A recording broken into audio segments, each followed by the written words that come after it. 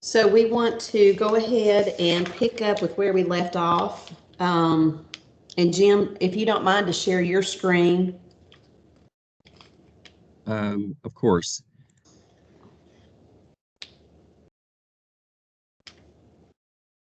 Okay.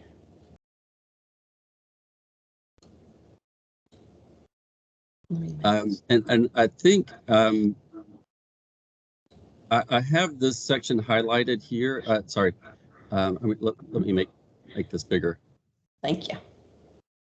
And we can go back to the previous document if we need to. I think we didn't get very far because we had lots of other conversations, and I think where it's highlighted is where we stopped. Yeah, I believe that we were talking about, 21A. Yes, because that's correct. Okay.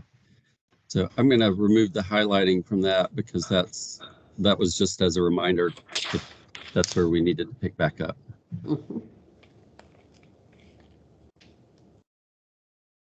And I know we talked about, the name change, which I think we've already reconciled that, but then we wanted to talk about balanced according to race, ethnicity, age, disability, sexual orientation, and gender characteristics. And I think we had a little bit of a conversation about sexual orientation and if that would be acceptable.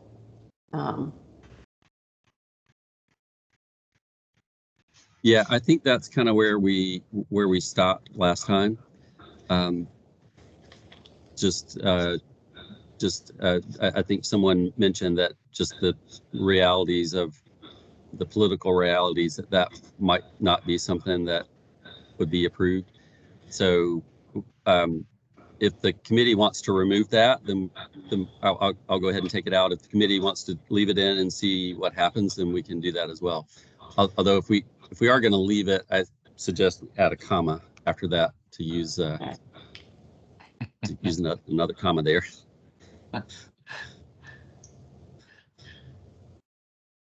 According to race, ethnicity, age, disability, gender characteristics.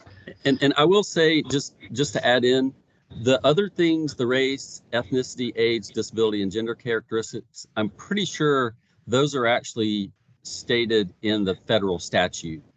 Oh, okay. As requirements that the board be balanced in those ways. The sexual orientation is not there. Partly because the original law was passed in 1990, 1993-ish, around then, so that wasn't really a national discussion at the time.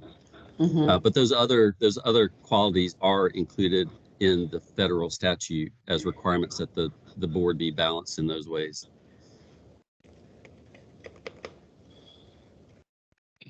Disability, gender characteristics. I guess my question is, for those of you who've worked on other bylaws and official documents such as this, I know we want everyone, we want as many people and as many different, bringing different personalities, all these different characteristics to the table. I know we want that. We want that as a commission. Question is, not number one, is it appropriate? And number two, will it be approved if we send it forward? So we can't say, can we rephrase and maybe say something like diversity on the board, which would include what you're saying? Balanced diversity. Support race, ethnicity, age, disability. Oh, well, so I think you have I think the committee has a couple options. One is to leave it in there and just see what happens. One is to take it out and say, gender characteristics is pretty generic and could cover sexual orientation in addition to other things. The other would be to revise the current language or this language that I'm about to highlight, to adjust that language, as Michael was suggesting, to have something that's a bit broader. So I think those are kind of three of the options, and there might be other options, but those I think are kind of the three primary. So leave it in, take it out, or adapt it a little bit. Why don't we put gender diversity? I mean, I like that. Yeah, I think when we all know what we're trying to say here. Yeah.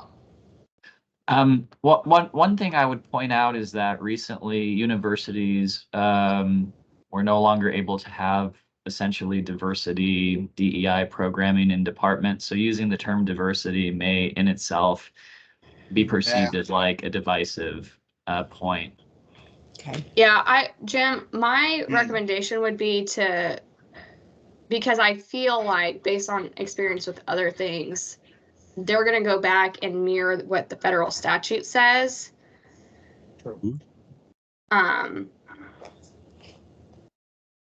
so Yeah, it would probably be best to keep it aligned with the federal statute with Sure. That's a wording. good point. Yeah, good point. Is this- no, go ahead, Michael. I've pulled up the federal statute. I'm going to. Thank you. So is this based off the 1964? What was it? The protected classes? Well, no, that wouldn't be part of the protected classes. But what is it? We just have to complete that not too long ago. Oh, is the Title VI and Title Title IX VI. stuff? Yeah, Title VI no. and Title IX. No, this is language that's actually, let's see, it'll take a second to find it.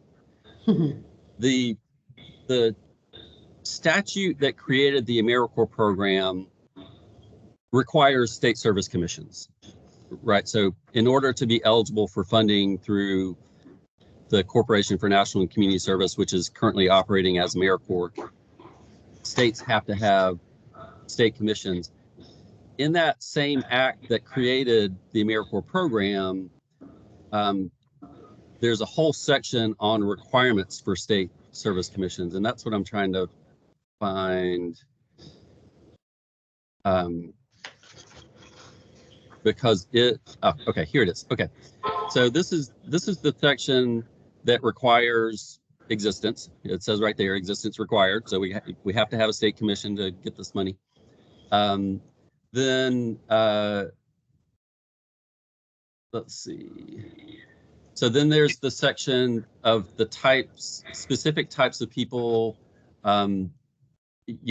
representative of local government, business, etc. Those things are included. Other sources. Let's see. Sorry. While you're looking go through ahead. that, what this sounds like is because these are federal dollars, and most of the grants that, when I say most, in all federal grants, there is a requirement that you meet Title VI, Title IX, and oh boy, where's it? The law from 1964. All of those requirements. Yeah. Right here. In order to, Yeah. So it that sounds yeah. like So that's that what it, this. Yeah. So yeah. So there's a couple things like what Michael's talking about is Title VI, Title IX stuff that requires that people be given an equal opportunity for things. But again, this is the language that I think is almost verbatim copied over to the executive order. And Jim, there's a comment in the chat Yeah. regarding this.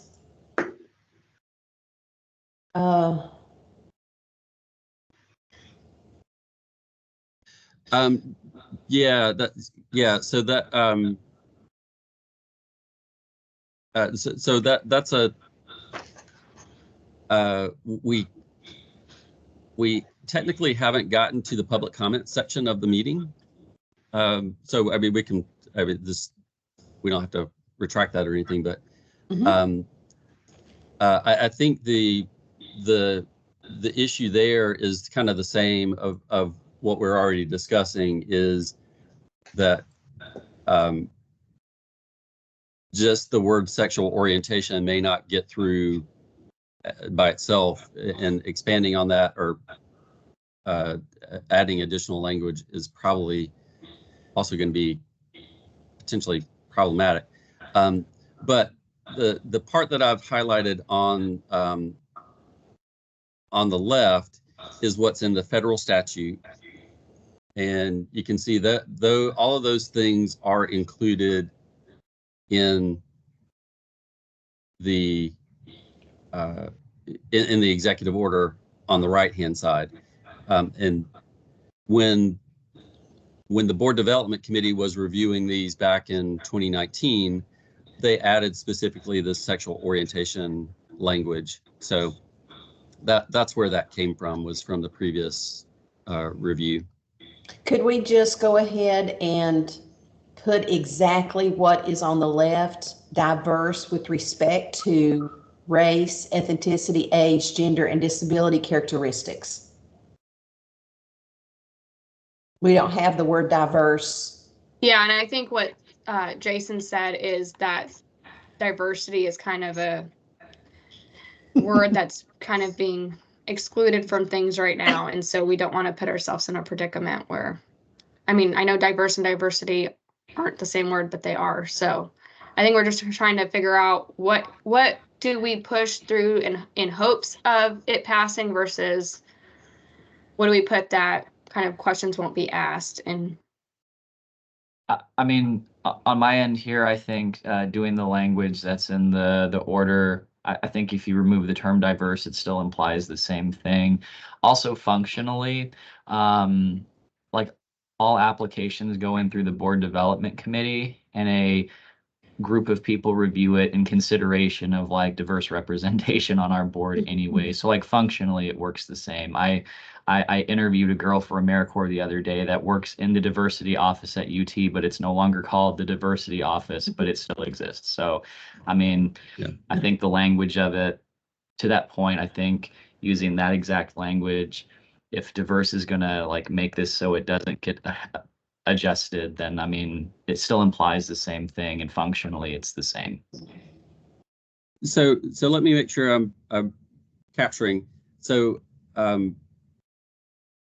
I think I heard one suggestion was to add in what's in the statute, which is it says diverse with respect to, and then it has those things. And so we could do, again, we could mirror exactly what's in the federal statute,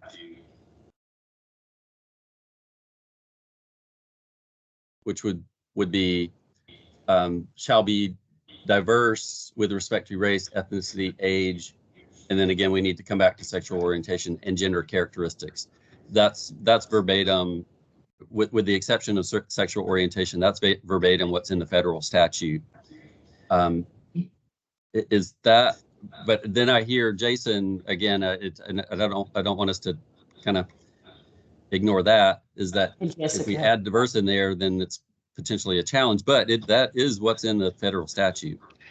That's true. And I mean, if it goes back and it's like we don't like that, and it's like, but that's we're just aligning it precisely with the federal statute. There may be, I mean, it may be fine to keep it also. I think, yeah, I'm just responding to and acknowledging that, like, sure. That, yeah, but I mean, there's a good basis. I mean, you can show them this and be like, it's exactly that. Yeah. Yeah. And I think I'm good with it mirroring the federal statute as well, because again, we can point back to we're just mirroring what is currently in statute that we have to follow anyways. So sure. Yeah. Yeah. And I think. Wait, yeah, I'm sorry. No. Go ahead, Michael. No, I was saying the same thing. If we have a reference, something we can reference as to where that language came from, that holds a little bit more water. Sure. And I think either one is gonna, you know, if we want to take out the diverse with respect and go back to balanced according to, I think either one of those is going to be fine. But I think, so then do we take out that clause that I just deleted? Because that then does exactly mirror what's in the federal statute. Yes. To say diverse with respect to, and then those things. And again, I know it's not, you know, I think in general the preference is to openly state what we're trying to do. And so gender characteristics can include a lot of things, and it's not as good as it's specifically stating, but I think it's probably more likely to not cause problems, especially since it was already in there in that wording, and it's what's in the federal statute.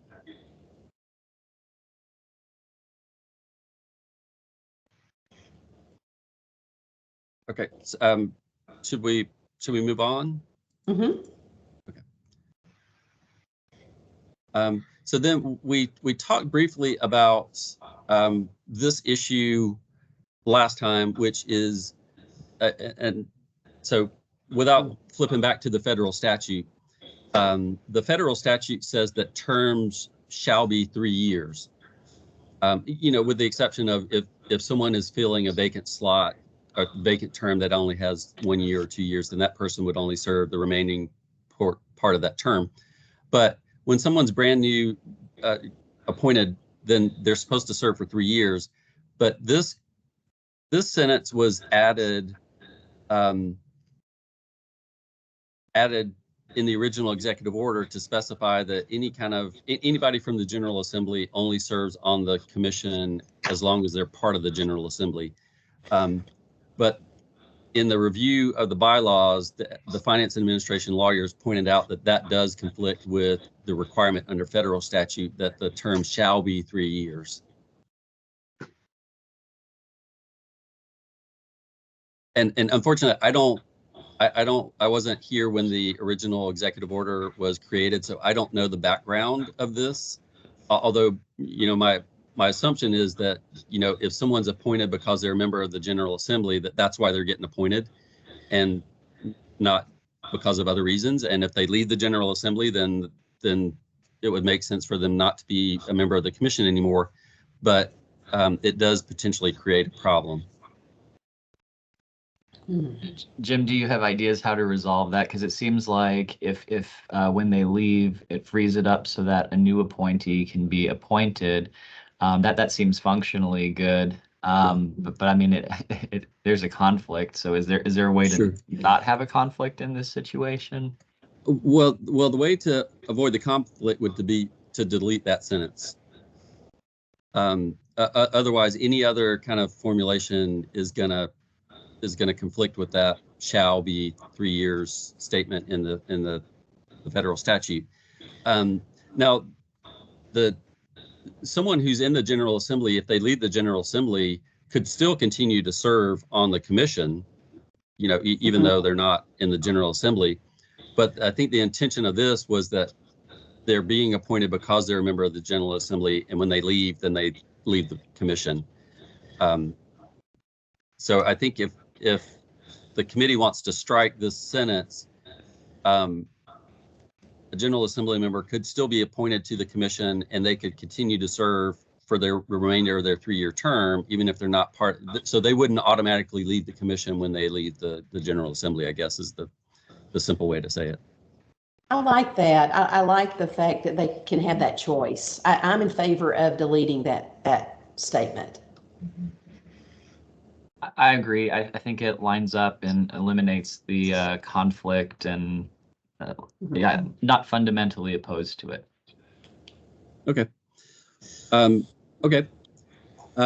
So then we've got, so this is the list of things, again, that are required by federal statute. And there was a correction here to take the gender specific language out and just say, or designee for Commissioner of Education. And then adding in the representative of the volunteer sector, which we unfortunately got left out of the original executive order, which is kind of funny, since it's a commission on volunteerism and service. So those are the changes, and we can talk about those a little bit if anybody wants. But these are statutorily required slots that have to be on the commission.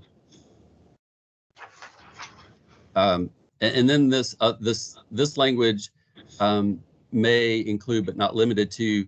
This also comes from the federal statute that lists some different types of members that could be on the commission, but these are not required. They're just suggestions under the federal statute.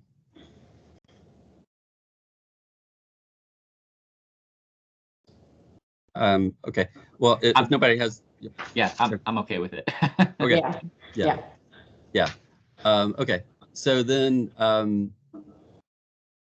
this part is also in the federal statute that not more than 25% may be employees of the state.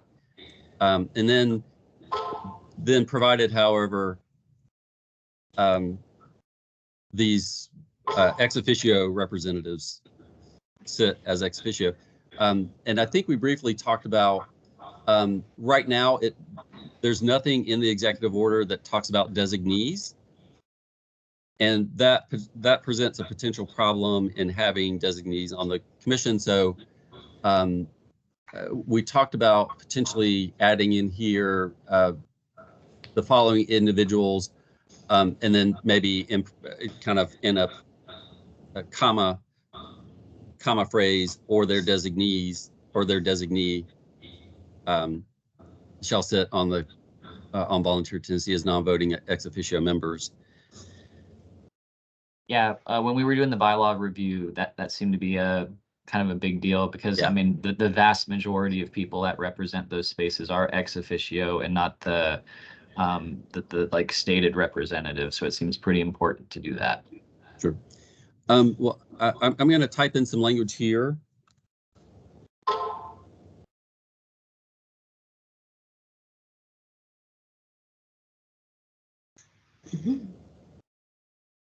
Does that capture it? Yes. That works for me. Yeah. Mhm. And then so then we've got corrections to current names, and then we had the other issue, which is that departments occasionally change names, and so figuring out a way in here to put somewhere maybe something like or current successor agencies. That's a good idea. I'm not really sure the best place to put that, but State provided. I mean, we could just put it here right at the very end. It says, Mhm. I think you could put it at the end. Mhm. Yeah. yeah, okay. So this next section, the Corporation for National and Community Service no longer has a state office, so having state program director just doesn't apply anymore. So adding the representative designated by the CEO of the Corporation for National and Community Service may also sit. And to be honest, I don't remember why the change from shall to may, other than we may have discussed that Volunteer Tennessee has no control over whether or not the CEO of the corporation actually designates someone. So we can't force the CEO to do that. Now, I mean, I don't anticipate that there would ever be a problem with the CEO of the AmeriCorps or the corporation refusing to designate someone for the commission, but I think that's the reason why in the previous round, the Board Development Committee wanted to change that language. But to be honest, I can't remember 100% if that's why that change was made. Do we need to do anything with the naming mechanism with like corporation acting or operating as AmeriCorps, or do we need to do or like current naming iterate? I don't know. Kinda Yeah. like the other piece.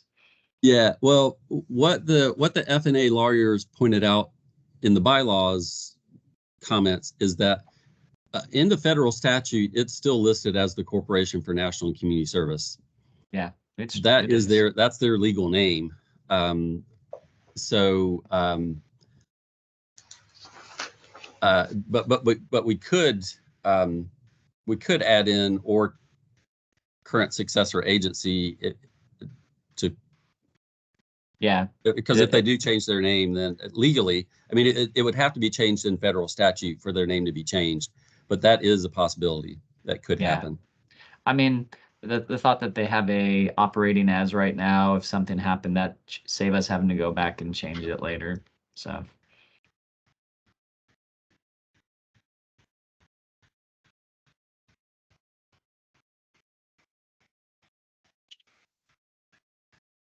Okay. Yeah. All right. Okay. So this next section was taking out some gender related language and then changing and added in Volunteer Tennessee where it made sense. Then there were some, I don't know if anybody wants to talk more about that. I think that is mostly pretty straightforward.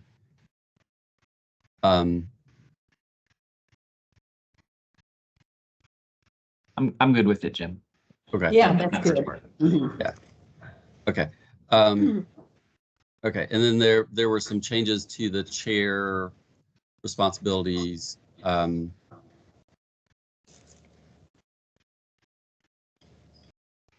Here, everywhere else, it says it says the board, but it should either say the commission or Volunteer Tennessee because it's not a board, it's a commission. So I think that those two words should either be changed in that way, would be my suggestion. Yeah, let's change it to the commission because we just note Volunteer Tennessee. So instead of like Volunteer Tennessee, just call it the commission. Yep. Okay. And here, it's the responsibility of the chair to call quarterly meetings and special meetings. One thing we talked about in discussions about the bylaws is that if the power to call a meeting rests with one person and one person alone, then the commission can't act essentially without the permission of that one person. So that doesn't seem practical. Yeah, right. Well, I agree. But the point of view from the lawyers is that the executive order doesn't give anybody else authority to call meetings, and so the bylaws have to reflect what's in the executive order. So I think just for consideration, there some sort of language might be added to this. The suggestion, I think, was to add to this section in coordination with the executive committee. Yeah. Just to be clear that there's more than one person involved in that decision-making process. Yeah, I think that would be good. I like that wording with the exec committee. Mm-hmm. That way, if Amy's having a cold issue, we can figure out how to call a meeting. Sure. Once a year. Yeah. Okay. So then, and again, these changes were made back in 2019. So it was working to make the bylaws and the executive order say the same thing. And so the previous round added to supervise the executive director and complete annual performance evaluation, and then strikes and because there were some other things that were in the bylaws that weren't in the executive order, and so the previous round added some of these other things. to the executive order to make those two duties of the chair be the same in both documents.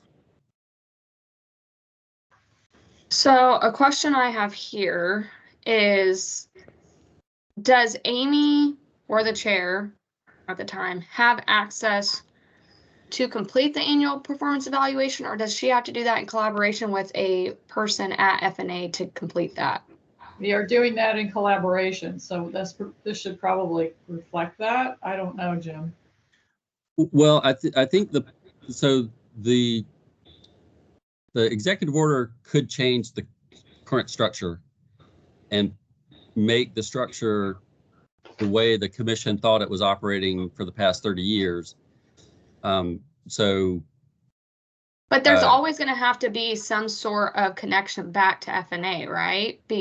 Since you guys are state employees. I think that's where I get confused. Yeah. Of like, there's still the state processes being a state entity, and how much of that needs to be spelled out so that there's not confusion. In their mind, though, you know, after all our discussions, Jim and his staff are FNA employees, and I contribute to his performance and evaluation, but I am not the sole person who does it. Yeah, and so I'm not sure how other boards and commissions handle this part. We can look into it. So, for example, the Tennessee Commission on Children and Youth has an executive director. That's a freestanding agency. Somebody has to do a performance evaluation for the executive director. I don't know who does it. My guess would be that it's done by their chair, but I don't know that for sure. So the previous process that we did was the chair would conduct my review. They would give the information to the FNA representative, and they would enter that information into the online system. Because remember, when this was originally written, there was no online system. Performance reviews were done on paper, so there wasn't a question of how a review was done. But the way the reviews are done now is they have to be entered into the electronic system, and you have to be a state employee to have access to that online system. So that was the workaround to have the chair to do my performance or the performance review of the executive director, and just have someone who works for the state enter it. But they have changed the meaning of that. Right, but the executive order, changing the executive order gives the commission the opportunity to change that understanding and put it to the way the commission previously understood it. Because if the executive order says the chair does it, then they have to follow the executive order. Well, Jim. After all the stuff we went through, I mean, they're not viewing the structure the way the old executive order is, or they have a different interpretation. Right, Yeah. but this changing the executive order gives the commission the opportunity to put the interpretation the way the commission wants it to be. So let me ask a question. Yeah, go ahead, Michael. The funding that the state receives, it goes directly to FNA, right? And then from there, we manage that, right? Well, the funding is awarded to Volunteer Tennessee from the feds. That money then goes into the state system, and it's tracked using account numbers that are specific to FNA, but within FNA specific to Volunteer Tennessee. So what is the allotment? Do we have an allotment code, or is that allotment code FNA? Yeah. It's Yeah. FNA? So Volunteer Tennessee has an allotment code, and then within that, then there are specific codes that make distinctions for the different grants that Volunteer Tennessee has. So it's all completely separate. I mean, there's no concern of Volunteer Tennessee's money getting kind of mushed in with F&A.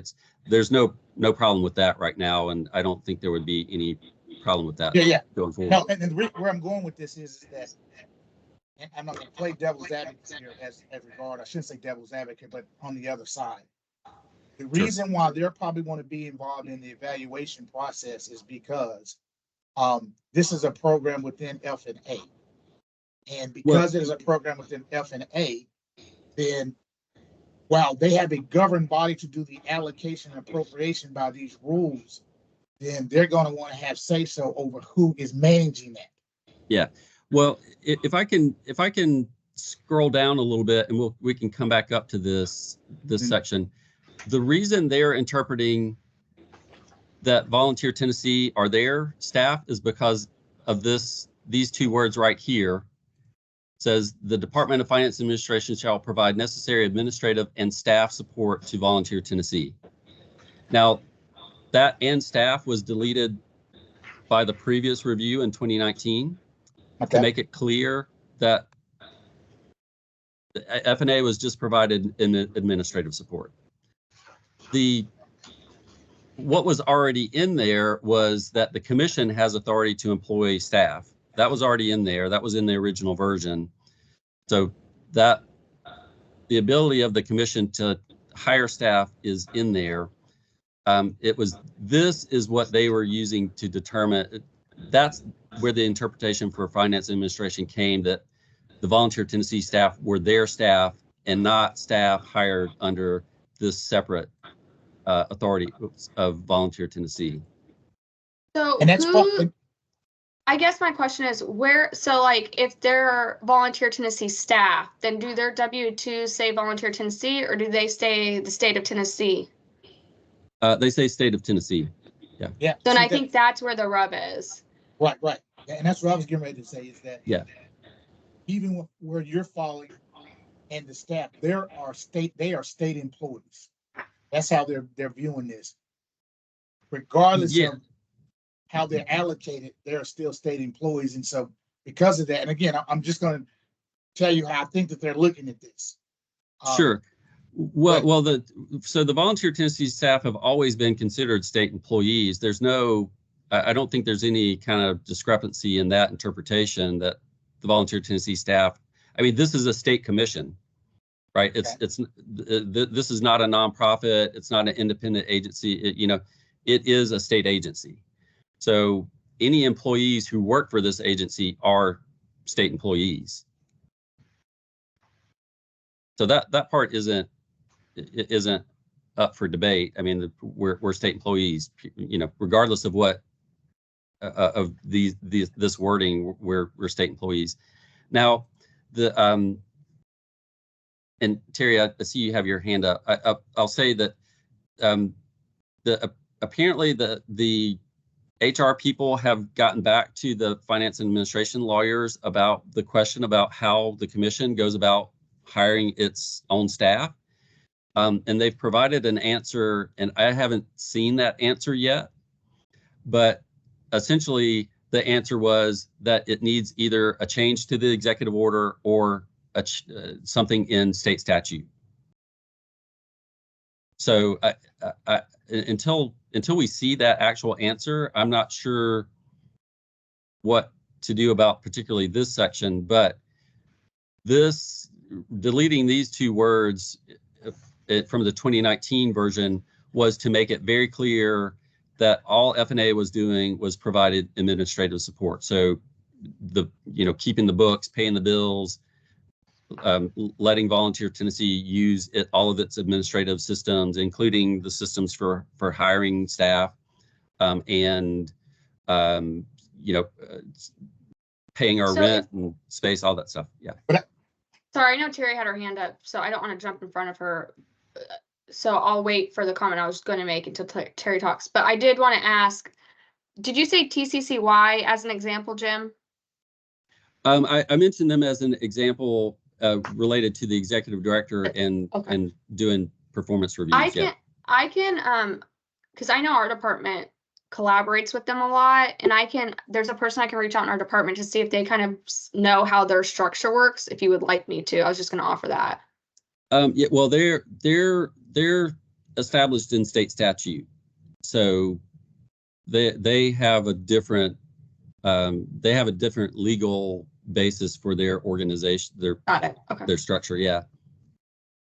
And that is an option for Volunteer Tennessee to get established in state statute instead of executive order. But that's a much more involved conversation. Yeah, and I would say that may be something you really need to give consideration about, because I know that there seems to be an appetite to have less commissions in state government. Yeah. And so probably the route we're going, executive order, might be best, even though the cause is great. Yeah. It just seems that that's an appetite to say less commissions, regulatory and boards and stuff like that. It seems I just wouldn't recommend going that way right now. But that's just my thought from what I'm seeing. But I go back to the question. I know you're saying that the administrative support. The question someone's going to say, probably, Jim, and we need to take this in consideration: who in state government do these state employees report to? That's a fundamental question they're going to ask. Who do everyone in state government has someone they report to on one side of the house? So that's a question they're going to ask. And if it is said now that they are employees of F&A, then someone in F&A, and I think this is where Adam was trying to say that I am more or less the supervisor. Even though there's a commission out there, I am still a supervisor of these employees. If you put out an org chart in F&A, they would say, well, we have this commission, but we have this person who's assigned to the commission and his staff. And I think that's a question we're going to have to answer, how we draft this, because that will come up, and legal will probably ask that same question. Yeah, and I think to follow up with that too, I think the other thing you have to think about, like future years, et cetera. I'm not saying anything that this is an issue now, but I always think of like worst case scenario to be able to think through unintended consequences. But one of the things that I think about is if there's like a staff issue and they're having an issue with the executive director, do they go to the chair or do they go to F&A? And how does that work? Like if there's ongoing, or if there's an issue between the executive director and a staff person, you know what I mean? Like how do those, because I know if I'm having an issue with my direct support or my direct supervisor, I know who I'm supposed to go to. Who would the staff then go to? And I think that takes it a step further from what Michael was saying as well. Because I'm assuming that they could go to Amy, but I'm assuming that would actually have to funnel through F&A. It has to funnel through F&A. Yeah, well, yeah. So one of the administrative support services F&A provides is HR services. So staff have access to their HR personnel. So just briefly, there are multiple independent non-cabinet agencies in the state that have an executive director, or they might have different names. So there are quite a few of those. So that answer of who supervises that person has been answered already multiple times. And again, using the example of the Commission on Children and Youth, that's an independent agency. It's not part of the cabinet, so the governor doesn't supervise that person. Again, my guess is that person is supervised by the chair of that commission. But we'd have to look at that. So Terry's had her hand up for a long time, so. I want to go back up to what we were discussing up. And I was wondering, Amy, this is for you. Since you have completed evaluations for the executive director, how about if we put in collaboration with? That's pretty broad. How does that feel to you? Because I'm not the sole person that does it anymore. So just to put me on there like that is just opening up the same can of worms. It's been designated by the commissioner that Adam is his supervisor through F&A, and I am I contribute to his performance. I am no longer doing it by myself. You're no longer writing the annual performance evaluation? I am contributing my comments to it. I Right, see. but my point is this is the opportunity to fix that. Changing the executive order will change that. If the executive order says the chair does the performance evaluation, F&A can't dispute that. They can't say, no, we're going to do it. If it's in the executive order, we have to follow what's in the executive order. So again, my point is that changing the executive order is the opportunity to change the current situation to get it to where we thought we were before, where volunteer Tennessee staff are staff of the commission, hired through processes provided administratively through F&A, and that the chair supervises the executive director and provides that annual performance review, even though the workaround to get it put into that state system is to have someone within F&A do it. I mean, that's just So Jim, that's a how was technical it done workaround. before with the way that it was thought to be before? How was that being conducted? Well, it's what I mentioned earlier. What the chair would do my performance review, the chair would give their comments to Buddy Okay. Buddy Lee, who's since retired, and Buddy would just enter those comments verbatim into the electronic system and submit it. So in that system, it's submitted by Buddy Lee, but it was done, and the words, the actual evaluation was conducted by the chair.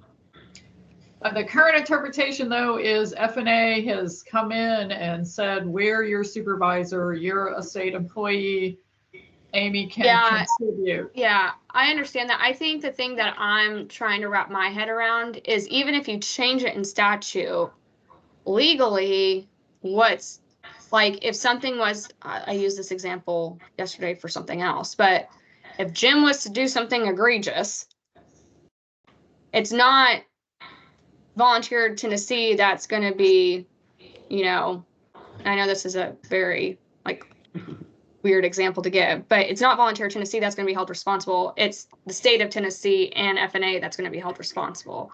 And so I think that's the other piece that I'm trying to think through. Like, even if we change it in statute, like the responsibility still falls on F&A for the oversight and all that Volunteer Tennessee does because of the way that it's set up, I guess. And so I'm just wondering, how do you actually work around that?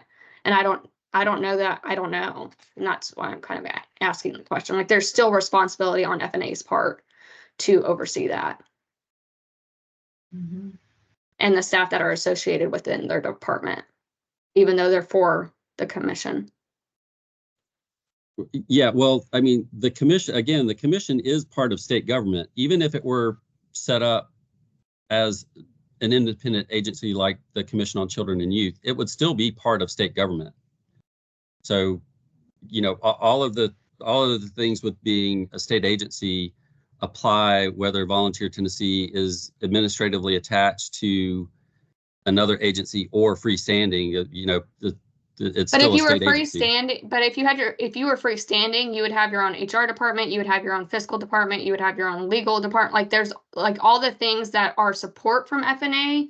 Like, I think that's what they're looking at is like legally they're responsible for the things that come out of it and the staff under it. And I think that's where I'm trying to wrap my mind around of, Yeah. Even if we change it in executive order, like, is that shift going to actually happen? Because there's still a legality piece of it that is going to fall on F&A.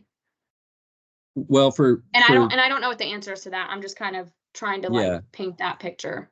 Well, for those freestanding agencies, the Division of Accounts does their bookkeeping. The Department of Human Resources does their HR stuff. So depending on the size, they may have an HR person on their staff to process paperwork and all that kind of stuff. But even under the current situation, there are DOHR employees who are assigned specifically to the Department of Finance and Administration.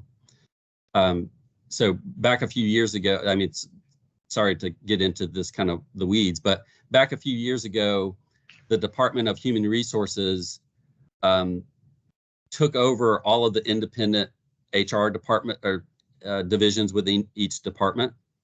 So before that, every department had its own HR group, and they would do all of the HR functions within the department. The Department of Human Resources took a bunch of those positions and said, well, we're going to leave them within the department, but they're now going to be employees of the Department of Human Resources. Sorry, that may not make sense, and it's kind of in the weeds, but so the bottom line is the HR stuff still goes through the Department of Human Resources. Independent agencies do still have HR people, but all of the HR stuff that Finance and Administration does still has to go through the Department of Human Resources, right? So they still have the final say on any HR stuff. So that part probably wouldn't change a whole lot. The financing part, if Volunteer Tennessee were a completely separate agency, the Division of Accounts would do all of the accounting work for Volunteer Tennessee.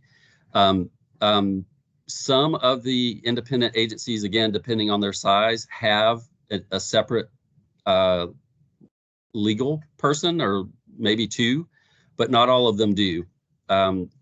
When they don't have their own legal staff, my understanding is that they rely on the Attorney General to provide opinions and decisions about potential issues.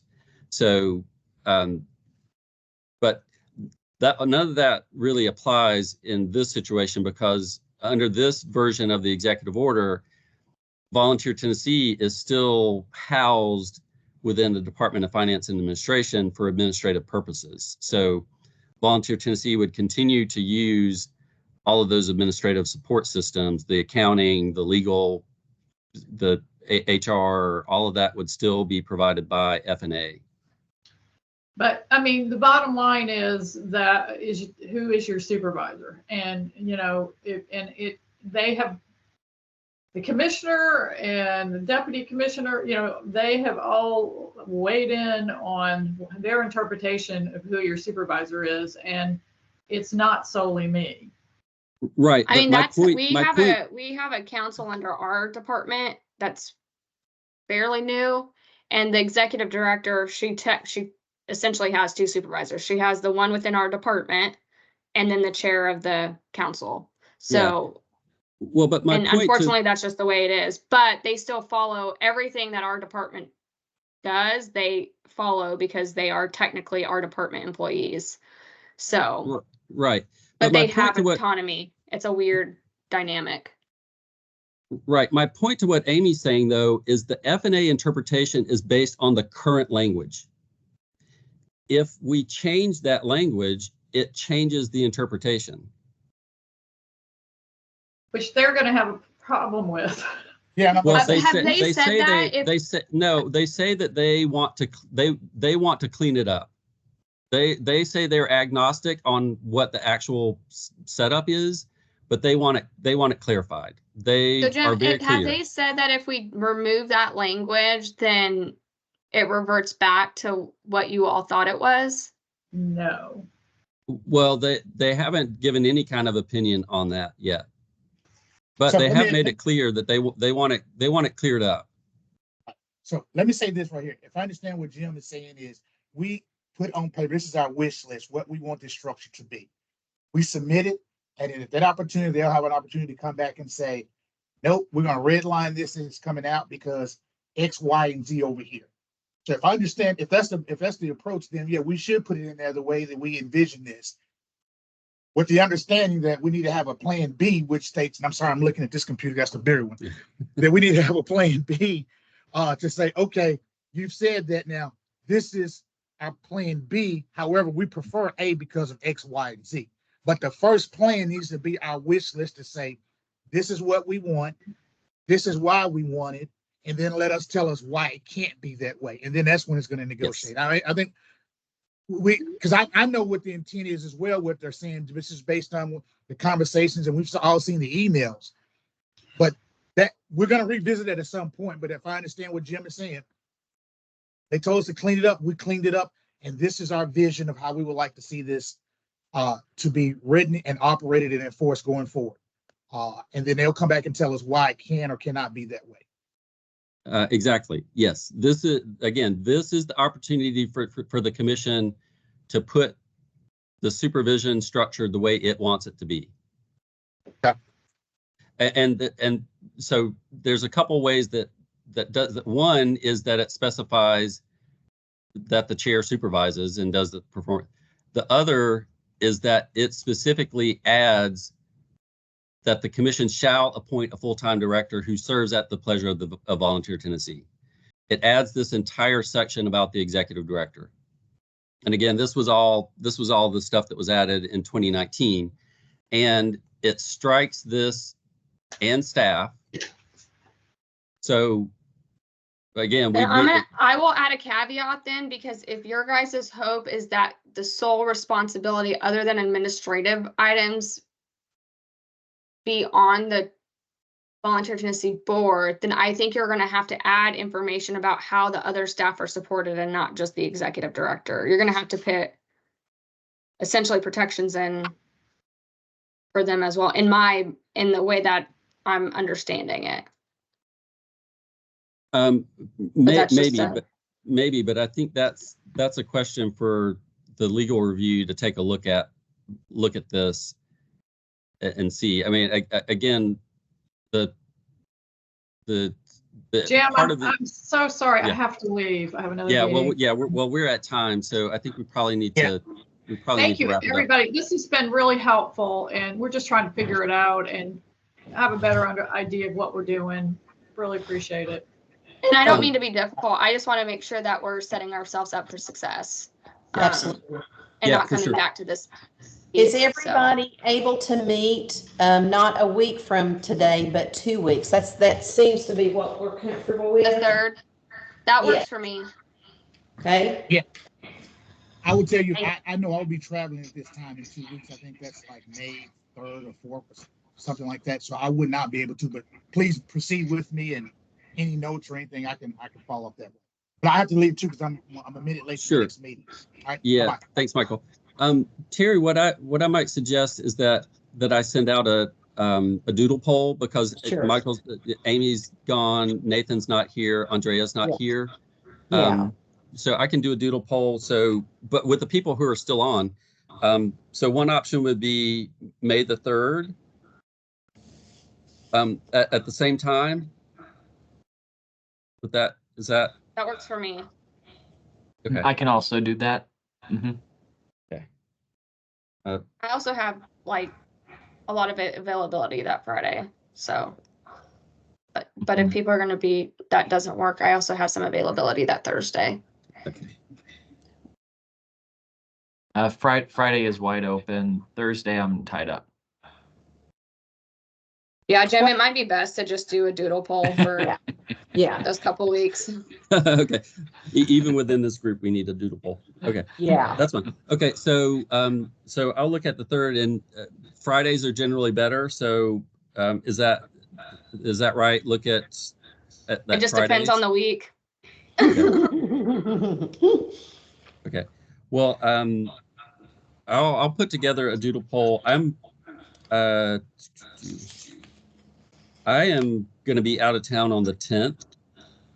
So I won't include that, but I'll include, and doodle poll now restricts you to 20 options.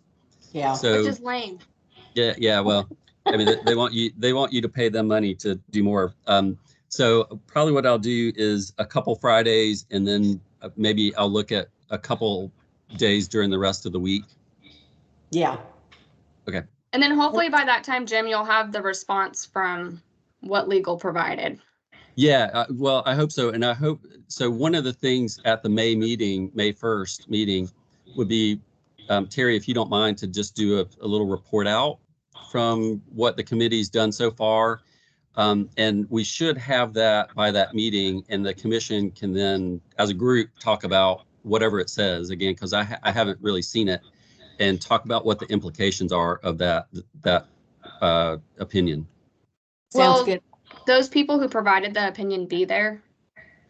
Well, it was provided by the Department of Human Resources, and I don't know who exactly they were. I mean, I could try and find out and invite them.